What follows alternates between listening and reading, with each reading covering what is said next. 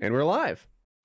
Kyle, I was, apologies if we've done this one before, but I was looking through the January AMA questions. I wanted to, someone for you. Besides the car door, which is the most obvious, what was the closest Kyle has come to death in an FPS Russia video?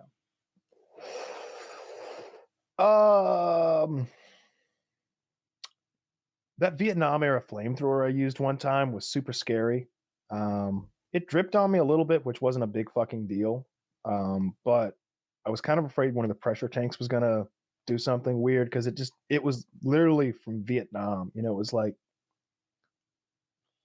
45 years old, 50 years old or something like that.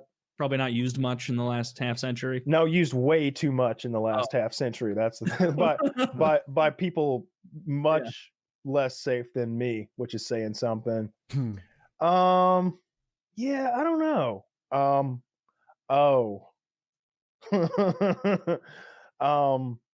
I had explosives under these 55-gallon barrels. You know, like sometimes we'd just get to the end of the day and be like, we need another thing. Mm-hmm. You know, like need a capstone on this video. Yeah, there's going to be 3 to 4 segments, and so I'd plan for 6 different things. I'm like, if this fails, then we got this thing. If that fails, we got that thing.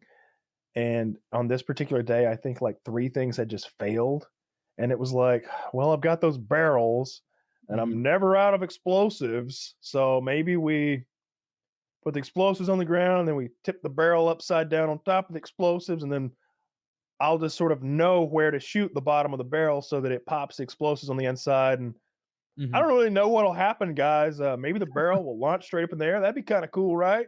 And everybody's like, yeah, I guess it would be. And a lot of thought. Yeah, and then like turned out that those barrels were like this composite material. They weren't like, they looked like metal, but they were like this like fiberglassy like metal type shit. I don't even understand the material, frankly. But what I do know is when I shot, the first one just shattered and chunks of it flew everywhere. And it was like, well, there are either 2 or maybe even 3 more to shoot. And so I kind of had to make this decision within the span of half a second whether I was going to go, ho, let's not do any more of this, guys. Let's brainstorm session, or I was just going to pull the trigger 3 more times and be done for the day with my work. And so I just pulled the trigger 3 more times and got done with my work for the day. And it was wildly dangerous because there were chunks of this stuff, like these really sharp frisbees that were just every fucking where, just everywhere. And any one of those could have actually killed me. The car door would have maimed me a little bit, like stitches, I think. Dude, you would have been jellified. I think somewhere in between. Depends where it hits you. You'd have had stitches if you got hit in the shoulder, but if it hit you in the head, probably. Sure. No, if it hit you in the shoulder, it would have taken your arm off. I don't know. It was lightweight, but moving fast. And like a bullet.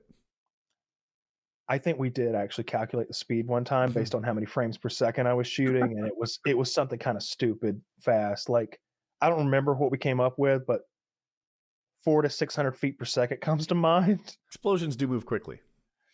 Dude, if you have 3 defensive lines of NFL players and you fire that same blade of steel at them, that is going to slice through like 3 rows, and they're wearing pads. You would have been like, you would have turned around, and then you would have fallen apart like someone through wire. Missed me, and then your head just falls off. Ghost ship.